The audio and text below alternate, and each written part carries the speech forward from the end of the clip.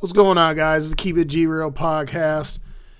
Was really busy these last 2 days, but fights actually start tomorrow. Like I said before on the last episode, we were going to drop a UFC 280 breakdown. I wasn't able to do all the fights because I was pretty busy with work and trying to do other things outside of work, training and stuff. So what I did was I did the main card. And essentially, I was going to do the main card and then any other fights that I thought were actually meaningful, and it just so happens the only other fight, the only other fight that I thought was meaningful was originally a prelim fight, but now because of some cancellations, I'm pretty sure that fight is bumped up to the main card. They start tomorrow, 10 a.m. Eastern time. Main card's tomorrow, 2 p.m. Eastern time. Supposedly this fight card was supposed to be bigger. There's like 3 canceled bouts, which is insane because this fight card is going to go for a while. Over in Abu Dhabi, the Middle East, obviously you see the 3 main fights here.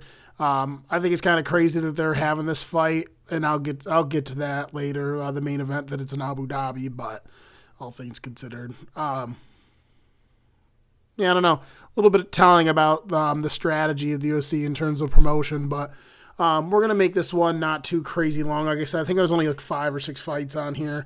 We'll kick it off with the first fight. So, Caitlin Chookagian versus Manon Fiorot.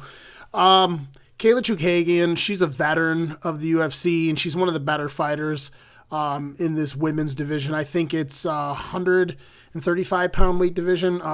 If you guys know Valentina Shevchenko, I want to say she's the champion at 135 and 125.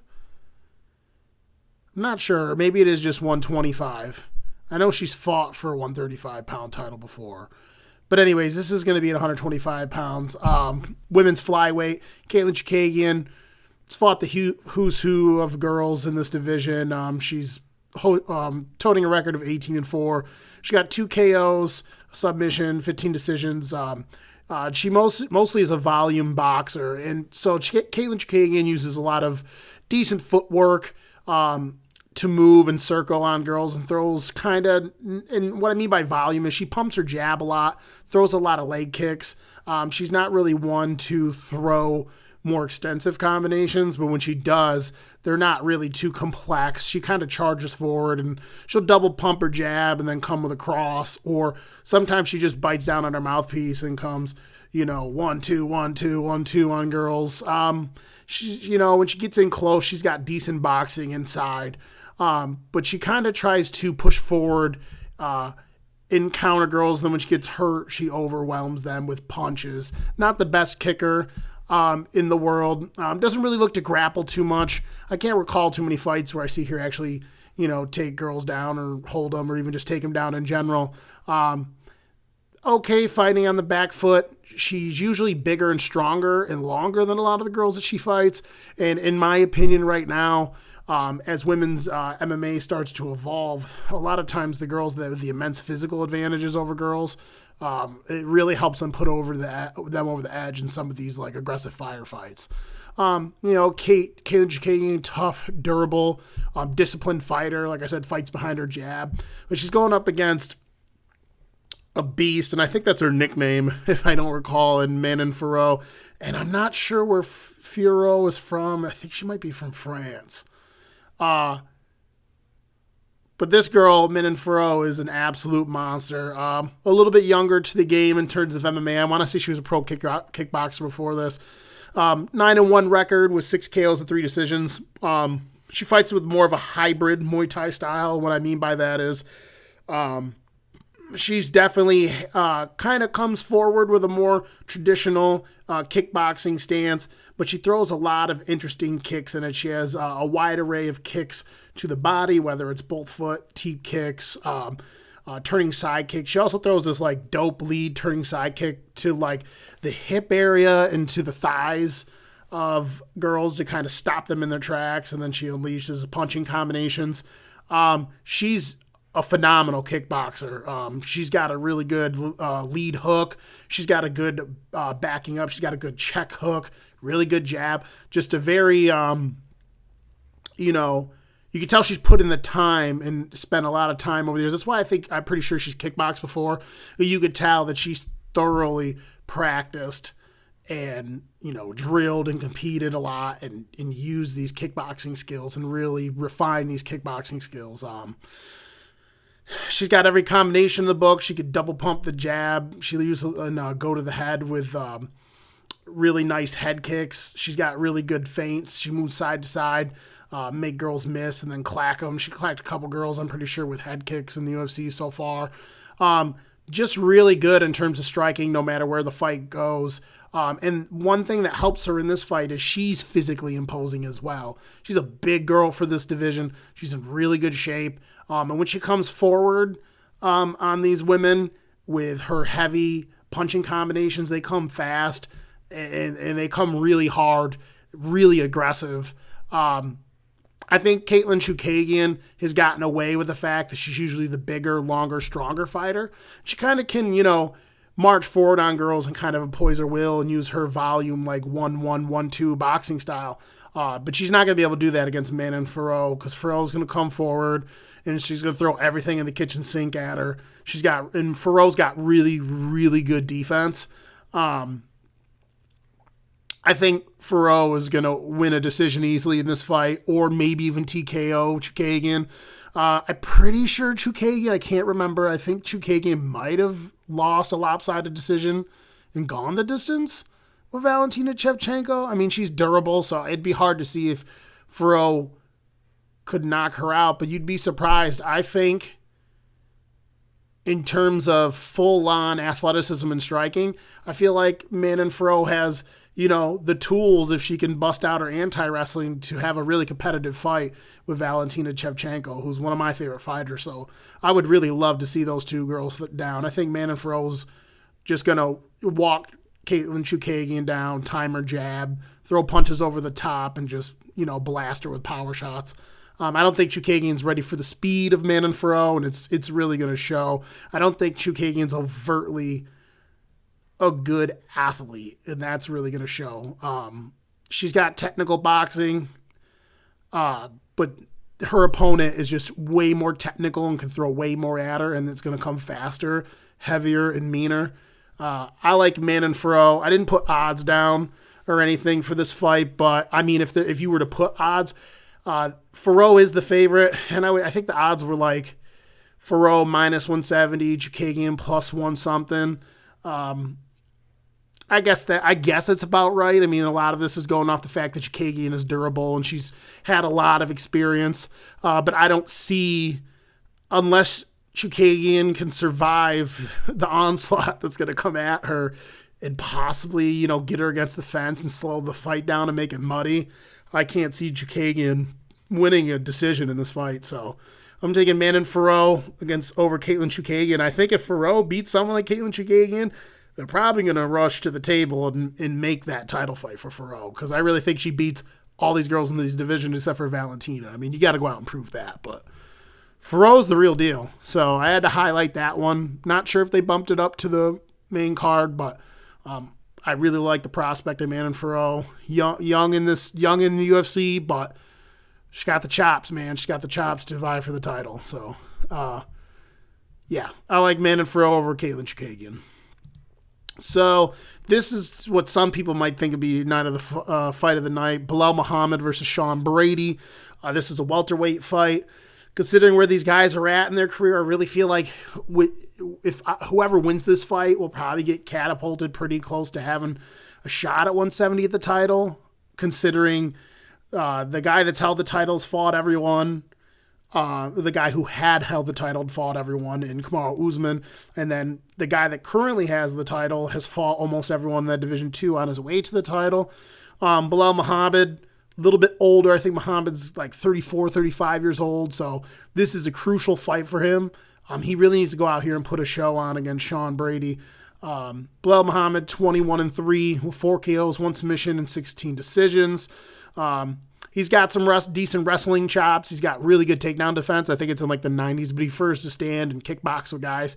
He's got more of a traditional plotting Muay Thai style, kickboxing style.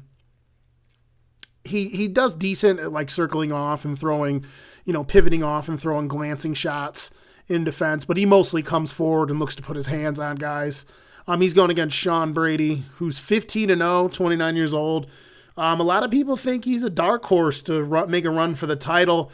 I personally don't see it. I like the fighter, but I just don't think that he has enough skills. There's something lacking with his skill set. 4 KOs, 4 subs, 8 decisions. He mostly boxes. He mixes in some kicks here and there, and he's a really good Brazilian Jiu-Jitsu black belt. So I have notes for the rest of the fights on in. Like I said, Bilal Muhammad. Let's see what I got here. Trying to read my own friggin' handwriting. I was doing this quick. Yeah, like I said, he fights pretty solid going forward. He kind of gets a little firefighty with guys he shouldn't get into, and he can get a little wild and not, really utilize his defense. He has, like I said, he has really good deep takedown defense. He has a solid tool bag in terms of his arsenal of punches. He's got solid hooks, solid cross, and decent leg kicks. He's fought a lot of technical guys, and he's fought a lot of different types of guys. So there's nothing really too crazy that Bilal Muhammad. He's a seasoned veteran. He's seen a lot in terms of fighting. His notable wins are Vicente Luque, who's a killer. He beat Damian Maia, and I don't even think he got taken down in that fight. He's beaten Randy Brown, who's a high-level striker. He's also beaten Stephen Wonderboy Thompson, and that's huge because stylistically he's a bad matchup for everybody. Sean Brady's side, he's more of a technical boxer. He keeps a very upright technical boxing stance. And he likes to really, shell up top and protect his face. And, a lot of times he's pumping that jab, looking for the cross. And when he gets into firefight situations, he's not scared to, throw looping hooks to fight his way out of those situations. He's got decently technical boxing. He's not really that crazy in terms of his combinations. Like I said, they're usually 1 and 2 punch combinations unless he thinks he's got a guy really hurt. But he does have some power on his punches. He's hurt a lot of guys in his fights. He's got 4 KOs. Where he really shines is his grappling. I wouldn't say he's the best at actually putting guys on the floor, albeit he has not fought a lot of good guys. His best win is Michael Chiesa, and that was mostly contested on the feet. And Chiesa almost came back and beat him. Almost came back, had him hurt in the 3rd round. But where this kid shines is if he can get the fight to the floor, which I think is going to be crucial in this fight. If he can get the fight to the floor, he's got really good Brazilian Jiu-Jitsu. He's a black belt. I don't know who he's a black belt under, but top position, he does a really good job attacking guys in top position, looking for submissions. He's good at taking people's backs. He's finished a lot of fights by a lot of his submissions come from rear naked choke. And he's a physically imposing athlete. Like, you see him get off the bus, he just looks like the type of guy that would be a cage fighter. Like, if you see him out here fighting, he's built like a fucking brick house. But I would say, and what I wrote down on my final prediction is, I like Bilal Muhammad to win this fight by decision. I think his takedown defense and the fact that he has a little more versatile striking and he has a little more output, in my opinion, will give him the edge in this fight. I think Brady's problem is he doesn't put enough volume out there to keep dudes at bay when they come in with their striking. I don't think his timing is really all that good. He's got a solid jab, but I really think he doesn't do a proper time, being first with his punching combinations. And I don't think he's like the greatest at countering. I think he's going to have a hard time taking Bilal Muhammad down. And in a lot of Bilal Muhammad's fights, he's fought a lot of guys. If dudes try to take him down, he gets him tired and he starts to pour on punches with a little volume. And I think the fact that Brady will probably whiff and not get a lot of takedowns, the gas tank will start to low, and he's 100% fine with standing there and fighting just this technical battle. I don't ever see fights where he really pushes the pace and tries to get after dudes when fights are close. You see that a lot of times with guys, and the fight's really close. You never know if you get after the fight a little bit more and you're a little bit more aggressive, you can edge out a decision. But I think Bilal's actually an underdog in this fight. But I have Bilal as the favorite to win. I like Bilal minus 130 to Sean Brady, plus 140. Some people think it's a pick'em fight. Some people think they fight pretty similarly. But I think that Belal Muhammad's takedown defense and then his willingness to be a little more aggressive in the exchanges and corral his opponents doesn't really let him off the hook when he starts to put the gas down. I think Belal Muhammad's just going to edge this fight out, in my opinion. So I got Belal Muhammad over Sean Brady. So Beneil Dariush versus Mateusz Gamrot. So this was an interesting fight. And this was a hard fight for me to pick because, a lot of people, sleep on Beneil Dariush. But he's actually a pretty skilled fighter. Beneil Dariush comes in with a record of 21-4 with 5 KOs, 8 submissions, and 8 decisions. He's an okay boxer. I think he tries to stick to the fundamentals. Not the best in terms of his straight technical punches, but I think he times a lot of his hook attacks really well. He does a really good step-off check hook. He does a good job throwing hooks and overhands and timing when dudes come in. He's got a solid jab, too, but where he's really good is his submission grappling and preferably his Brazilian jiu-jitsu. Like I said, he's got 8 submissions. When he gets in on guys' hips, he's pretty a relentless grappler. And he's a pretty well-rounded fighter. He mixes up his transitions, his takedowns from his striking really well. He's really good at, throwing whatever combination he wants there and quickly getting in on his opponent, grabbing a leg, grabbing the body lock. He likes to push guys up against the fence a lot, and I think he has a better fight IQ than Gamrot. And obviously, I think he does have the edge in the submission department. So he's in Gamrot's case, Gamrot is way more explosive, better athlete. I think he fights with a sheer physicality that Beneil Dariush does not, and he has really good takedown defense. I would say that Gamrot is a little bit better striker, and that's because Gamrot throws really good, straight, fast punches, and I think it was his last fight out. He landed like a really crispy 1-2 on his opponent, knocked that dude stiff.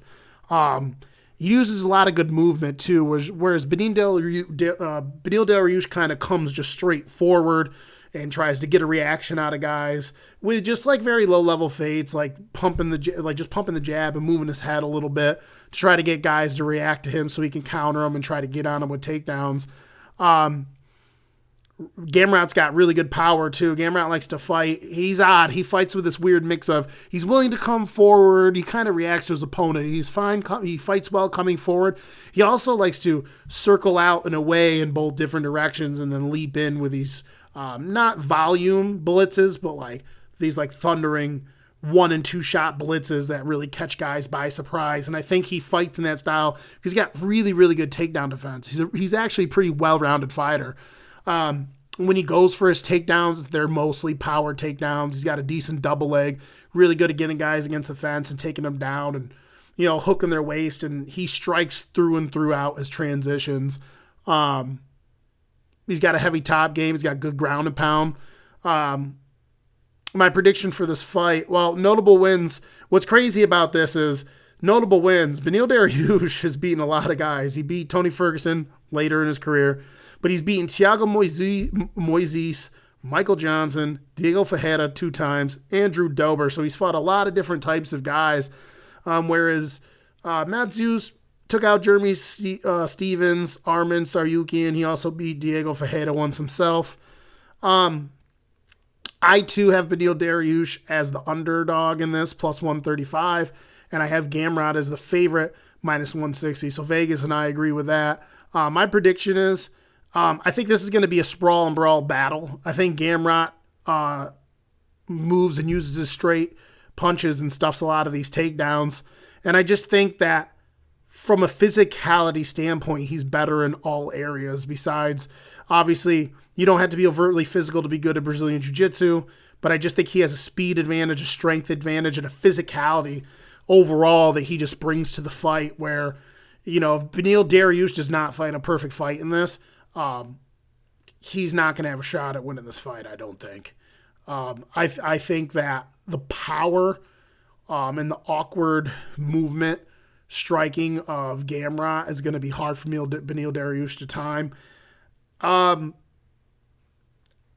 I am interested to see who can take down who. I really don't think Beneil Dariush could take Gamrot down, but I don't think Gamrot's even going to try to take him down. I think Gamrot's going to come in this fight knowing that he just has better overall striking, and I could see him winning a unanimous decision or maybe a late TKO. Beneil Dariush is durable, but I could see Gamrot maybe, get him along the fence, wearing him down, hitting him with some of these power punches, and maybe finishing him. So yeah, I'm taking Gamrot over Dariush. So now we get into the fights that everyone wants to see. Peter Yan versus Sean O'Malley. So this has definitely got number one title contender status in this fight. If you don't know these two guys in MMA, you've been living under a rock. Some people think one guy's all hype. Everyone knows that the other guy's a proven commodity. We'll start with Peter Yan. Peter Yan, this fight's going to be a bantamweight. 135 pounds. Peter Yan sporting a 16-3 record with 7 KOs, 1 submission, 8 decisions. Decision victories, preferred style, Muay Thai kickboxing, and he's a damn good one. Damn good at kickboxing. It's actually fantastic to see in all facets is kickboxing. He has notable wins over fucking Aldo, Faber, Corey Sandhagen. I don't know. I wrote these quick. Jimmy Rivera. He's beating a lot of guys. So what I like about Peter Yan is his overall striking tool bag mixed with his pressure. He comes forward with just chamber locked technical punches. There's no fat in his techniques. Everything's just like bap, bap, bap, bap, snappy, and his hands and his kicks are all back in defense. It's just really good technical Muay Thai kickboxing at its finest. Like I said, he's got a deep tool bag. He can hurt you with knees, elbows, kicks, punches. Doesn't matter if it's at distance, in close, or in the clinch.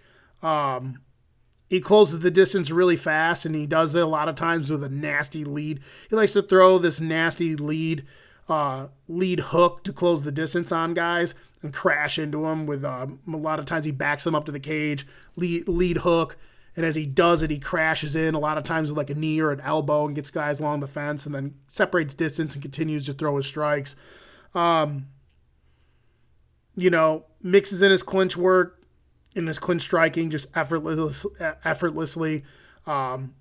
He's got a great single collar and full collar tie attacks. And he's an underrated grappler. He's shown in the past that he could take dudes down and beat them up. He's got a submission on his record, even though he's more of a kickboxer. And he's got pretty good takedown defense for the most part. His last fight against Aljamain Sterling, Aljo took him down, got his back a couple times. But he's got really, one of the keys to this fight for him is he's got a nasty leg kick, and he needs to use it. He's got really good striking defense. He's always got great posture. He's never off balance. He's always covering his face. He's just a complete striker. I will say he can be a little bit too aggressive in his striking. In some of these matchups, he's kind of, in my opinion, he hasn't been the biggest guy, and I think that a lot of times when guys fight at range, he can come a little forward too aggressively. In a fight like this, he's got to be careful of that because of how Sean O'Malley fights. In terms of Sean O'Malley, notable wins, he doesn't have any, really, in my opinion. He was fighting Chito Vera, broke his leg or whatnot. There was just no one on here that's really all that notable. I mean, he beat an old Eddie Wineland. I think the UFC is hoping that he goes out here and wins this fight because he's just been so marketable and everyone loves him. I mean, look at the guy. How do you not love him? Like, his Instagram and everything is absolutely hilarious. He just seems like a guy that's really knows what he's doing in terms of how to grow his brand as a fighter. And honestly, I think it's genuine. Like, obviously Conor's like the richest guy in the world or in MMA or whatever, but like his brand and who he is, the getting in trouble, the narcissism, just acting like a fucking fool and shit.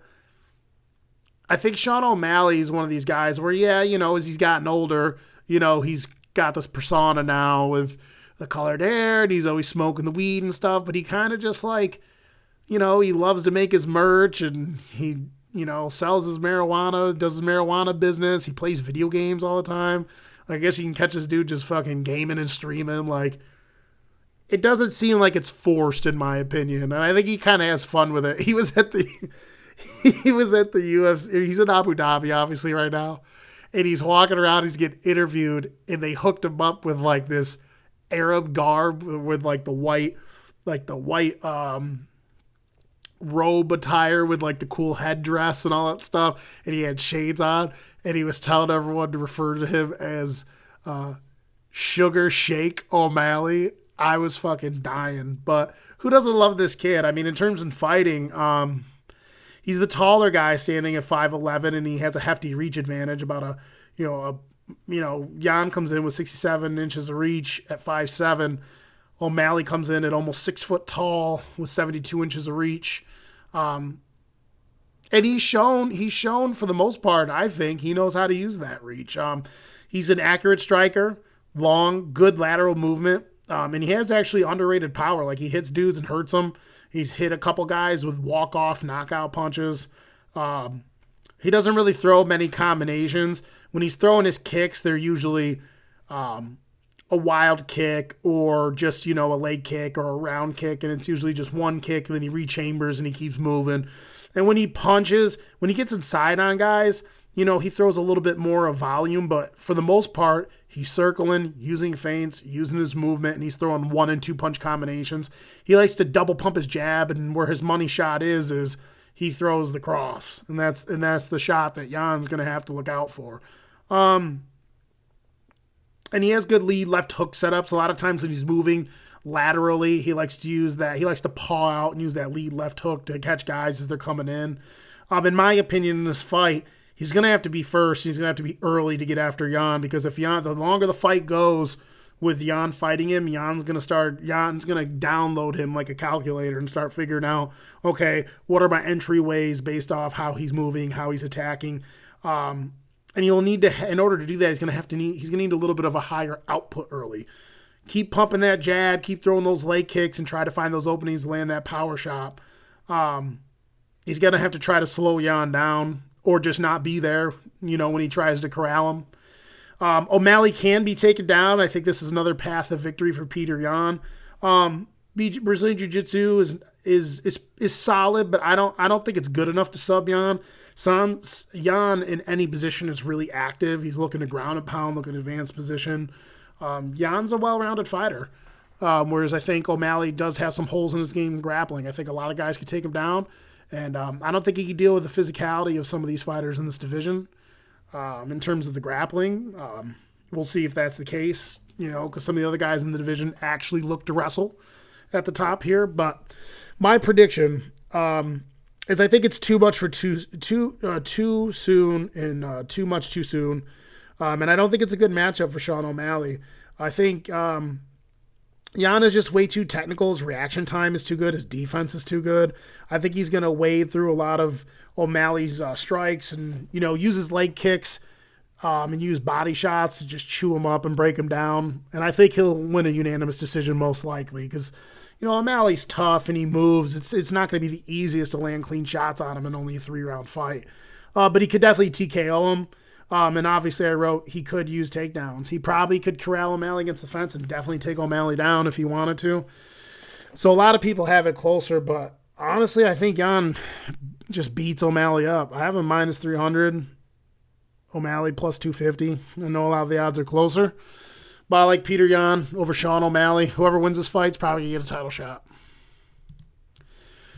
So this one's one of the more fun lead-ups and shit. TJ Dillashaw, former champ, 17-4 record, 8 KOs, 3 submissions, 6 decisions. His preferred style, Muay Thai, or he uses kickboxing and wrestling, that old bang Muay Thai system. This is the bantamweight title bout. He's fighting Aljamain Sterling, who's the current champ, who won a decisive victory against Peter Yan, in my opinion, last time out. Proving the doubters wrong, no matter how much you guys think of Aldo, or Aljamain, Aljo as they call him. 21-3 record, 2 KOs, 8 submissions, 10 decisions. His preferred styles are wrestling, submission, grappling. So this fight's going to be very interesting for a totally different reason than the last fight for me. So Sterling comes in. Both guys are roughly the same size, although Sterling has, I think it's like a 4 or 5 inch reach advantage. He's got some pretty long arms.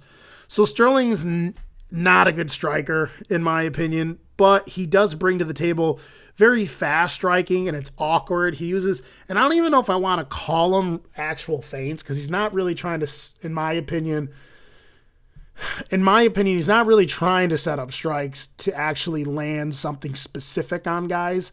I just think he uses these weird, awkward, herky-jerky movements coupled with his speed to time guys' movements, time their strikes, counter, and get in on takedowns. I don't really think he's thinking so far ahead, okay, well, if I throw these strikes, this guy's going to move here. I'm throwing this combination, kick him in the head. I don't think he's thinking that far into the striking because he's so good. He's so good on the mat. He's trying to get the fight to the mat in most instances. But he moves a lot, which gets guys really flustered. He uses a lot of, like I said, odd steps and odd movements with his upper body, and a lot of the punches he throws come from weird angles. I wrote odd but low level feints. They're not like too high level, but they're definitely different types of looks than guys. He throws a lot of different feints with his, like, just moving his body around. Once the fight is actually down on the ground, though, he's got great transition, really good at passing through people's guards, really good at getting the back.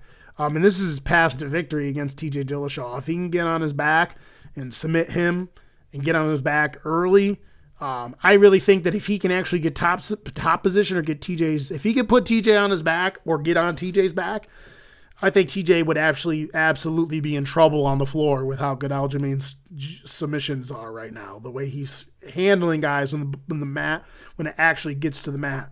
I put question mark, can he do it? Then I wrote if he gets dominant position, he can. If he gets dominant position, he can definitely sub TJ Dillashaw. We haven't really seen, like, TJ's got some submissions on his record, but he doesn't have the deepest tool set in terms of actually attacking guys with submissions. I mean, he's got solid wrestling, and I think his wrestling's better than Aljo's. But for TJ, his pressure, movement, footwork, his feints, punching combinations to lead to head kicks. He's got great takedown defense. I've spoken before in another video how I do think that most of his movement, his footwork, is pretty solid. And when he gets inside guys, he uses a lot of, like, odd level changes and funky, like, up sweeps to land punches on guys. I don't really think all the time he's moving laterally all that much. I think he's still very coming forward in and outs on guys, but it's his actual upper body level changes and more of how he steps and approaches his opponent and what he shows before he actually throws the strikes is how he really approaches his striking. When he gets guys hurt, he does a really good job at crowding and pivoting off punches and blasting dudes from different angles. But he does have overall very good footwork and head movement. And really good feints to get in. And he's a very effective striker. I think he's one of the most effective strikers in the lowest weight classes ever. And he's got underrated punch power. He hits dudes and he hurts them. Really good at walking dudes into head kicks. If TJ fights to the best of his ability and his footwork's on point, his game plan's on point, he's going to have a lot of success in the striking. Trying to read what I wrote. Oh yeah, with all of Aldo's movement and herky-jerky movements, he could walk. Like I said, he definitely could walk Aljo, whose defense isn't all that great in my opinion in terms of actually seeing punches come and defending himself.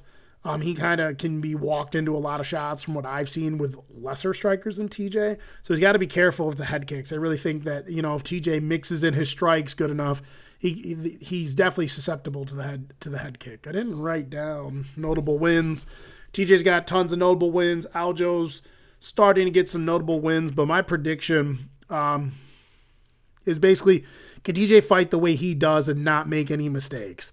If he could fight the way he's capable of and the way he normally does and not make any mistakes, I think he's overall a better fighter, and I think he's a bad matchup for Aljamain.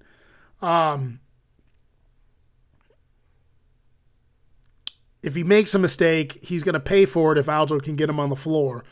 I think that if he fights to the best of his ability, and some people are talking about TJ looked slow in his last fight against Corey Sandhagen and stuff. I'd only watched it twice, so I'd have to go back and look at it and see. But you can make the argument that that either guy won that fight. Sandhagen's a really hard guy. He's a bad matchup for a lot of guys, so it didn't surprise me that fight was so close.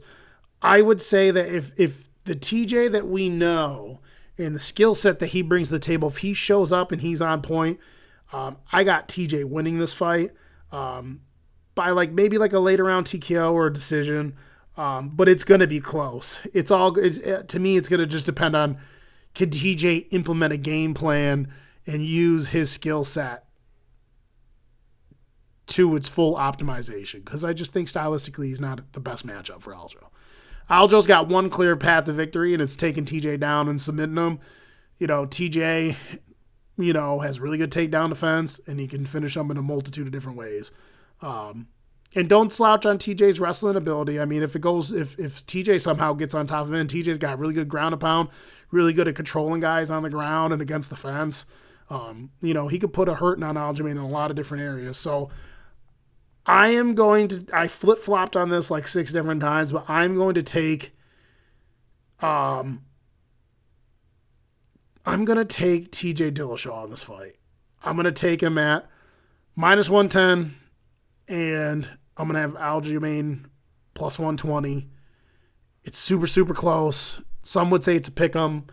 But I just think that if TJ can stop the takedowns, his striking is just going to be a little bit too much for Aljo. And TJ's so durable, I can't see Aljo with his lack of actual technical ability and the way he approaches striking. I just with bad bad striking defense himself, in my opinion, I just can't see him winning striking exchanges consistently against TJ. So I'm gonna go with TJ. I'll take TJ over Aljamain, new champion. And this is the main event, Islam Makhachev versus Charles Oliveira. This is for the lightweight title bout. Technically, Charles is the champ in most people's eyes.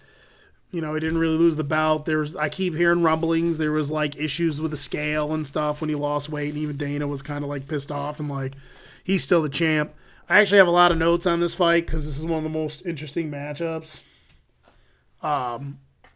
in a while so far this year.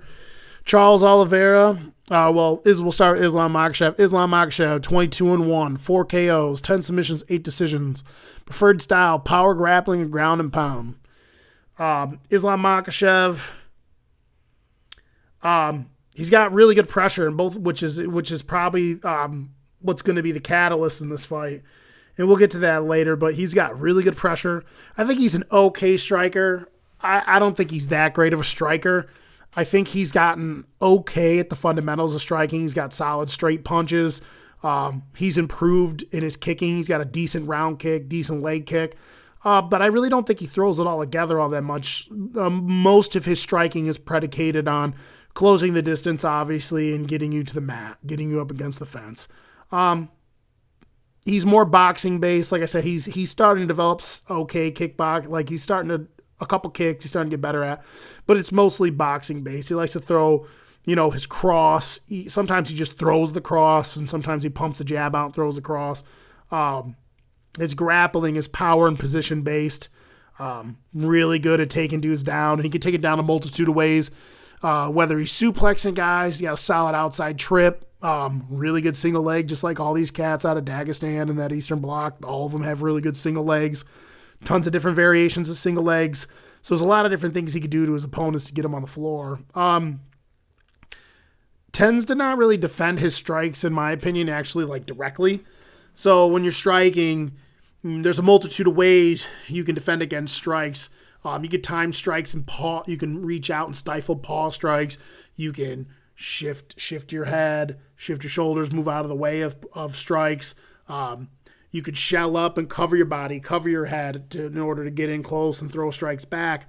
What he tends to do is he tends to like just get out of the way of a lot of strikes. He's really not that great in striking unless he's first. If his opponent comes with volume or is first or is good at timing him coming in, he tends to not really do well in those striking exchanges. And a lot of times, if his opponent initiates a striking exchange first, he kind of just backs up and gets out of the way. And I think a lot of that is because he knows he has the luxury of being very hard to take down. So it doesn't matter if the fence is behind him or whatnot. He just gets out of the way because he doesn't care if a guy physically comes in to move on him, to grab him. He'll just keep moving.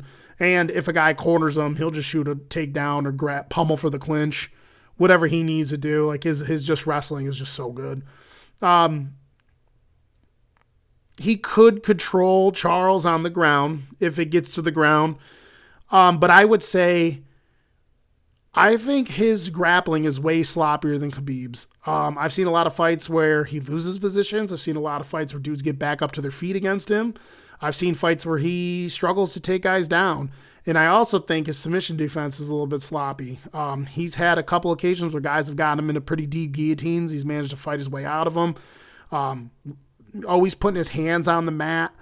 Possibly susceptible to a lot of different submissions, arm bars, but lesser Brazilian Jiu-Jitsu practitioners have gotten this dude in guillotines on more than one moment. So I think that when he's focused and he's focused on the control aspect, he can be solid in controlling a lesser grappler.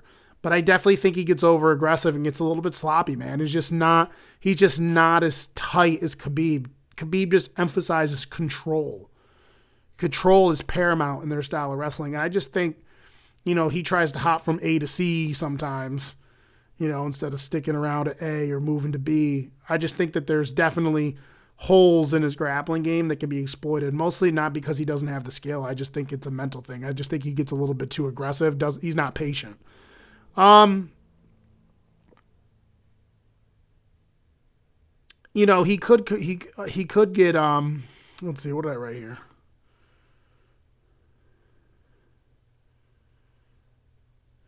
Oh, I said that if he does win on the ground, it's probably going to be from TKOing Charles. I feel like on the ground, that's his path to victory. He would ideally like to get, top position on Charles and beat him down and, try not to put himself in a position where Charles can, grab an arm or a leg. He has notable wins over Dan Hooker, Bobby Green, Dober, Thiago Moises. Nothing real crazy. I mean, Dan Hooker can't fucking wrestle to save his life. Bobby Green, just not even in the same stratosphere as much as I love Bobby Green. Just really, in my opinion, he hasn't really been tested. And so a lot of people complained about that when Khabib was on his come up, but then Khabib eventually went on and dominated just a handful of guys that are some of the best in the world. Charles Oliveira, ultra skilled striking, pinpoint power Muay Thai. When he gets in on guys, he fights coming forward with heavy Muay Thai pressure, with good 1, 2, and 3 punch combinations. When he lands, thoroughly towards the end of the combinations, he has no problem stepping in and throwing 2, 3 more, and pivoting off those punches. And he does a good job flowing through striking transitions. This is not a guy that's lazy in terms of how he approaches his striking. He comes forward with his leg kicks, teep kicks, really good 1, 2. And when he starts getting into a flow, he dings guys with a couple punches, and then he steps in with a knee, gets the clinch, drops a couple elbows. Next thing you know, dude's on the ground. Then he's immediately all over the guy, landing strikes. His transitional striking and grappling, in my opinion, right now is the best in MMA.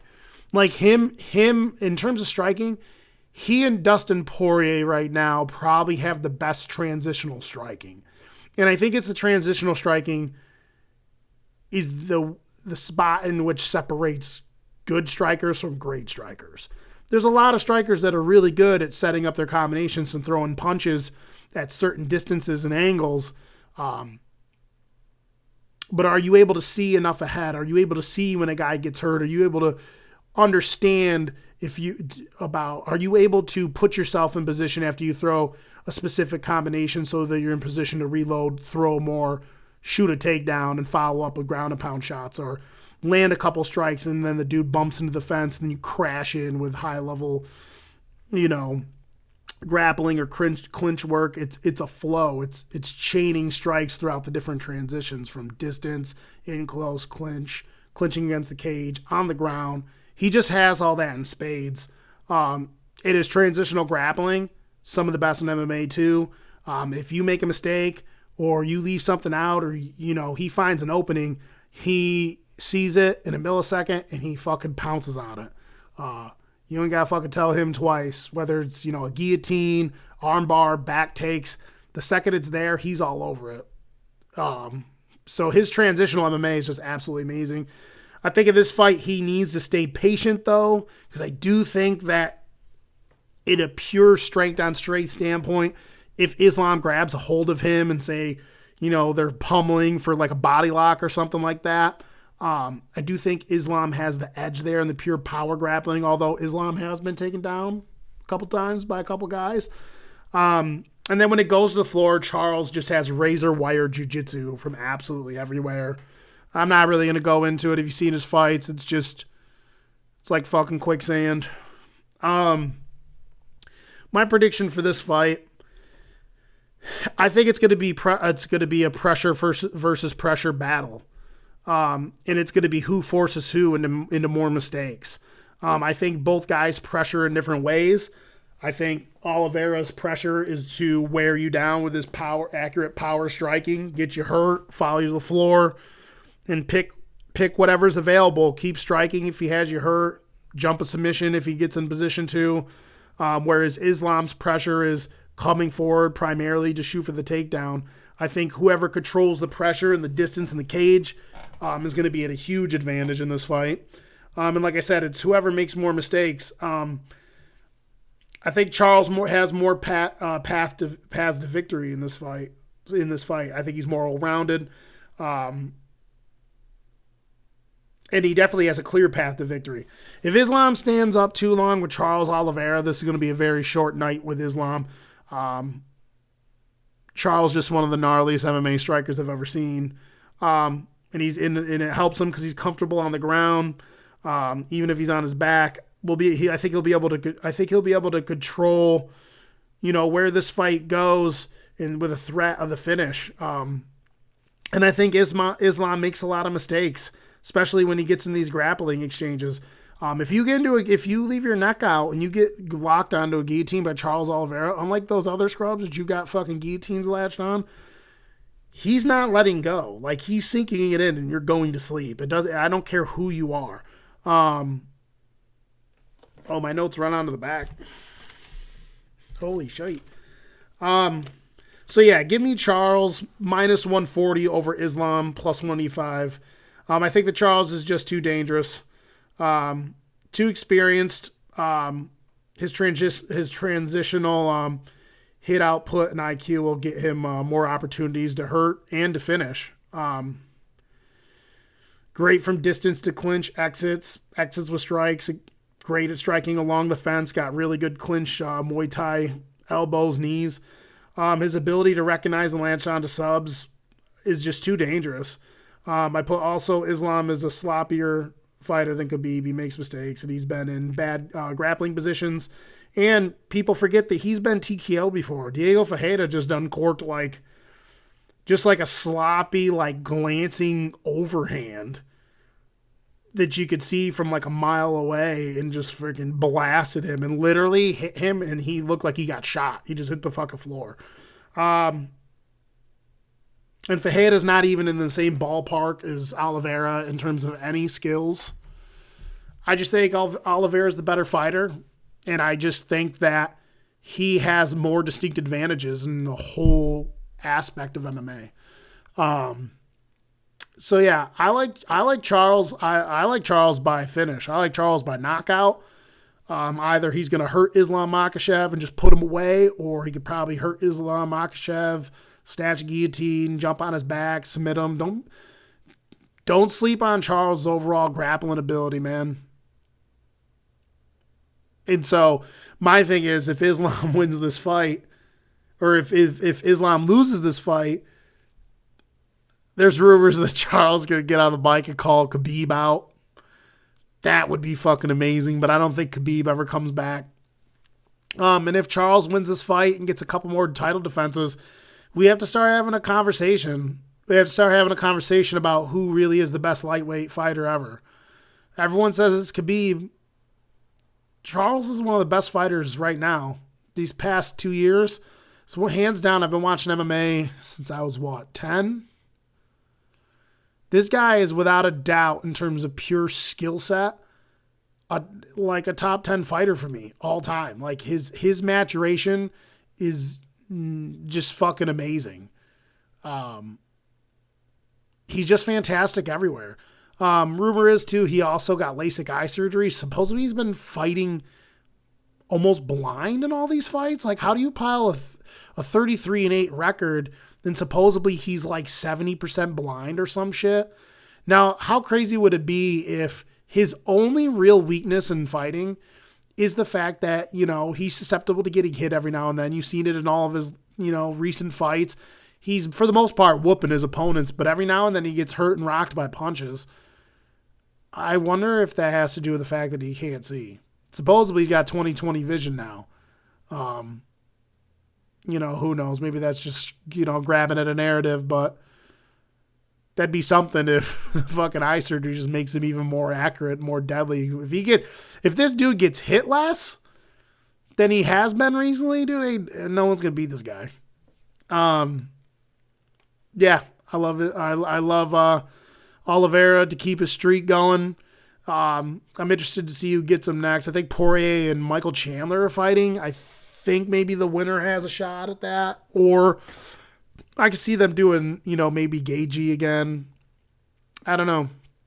But, yeah, Islam's going to have the fucking performance of his night tomorrow, or performance of his lifetime tomorrow, because he's going from fighting nobodies to one of the best fighters that's ever lived, in my opinion, in MMA. So I hope you guys enjoy the fights. Remember, they're on at 10 o'clock in the morning tomorrow. Well, it's like 10:30, I think, now that some of the fights are cut. 10:30 tomorrow, the prelims. The prelims are pretty long. The main card starts at 2. Let me know what you guys think down in the comment section. Who you think is going to win these handful of fights. Obviously, next time I'll try to do the whole entire fight card. But this is what I have for you tonight on short notice. Yeah, let me know in the comments what you guys think. Let me know where you think I'm wrong. And enjoy the fights. Later.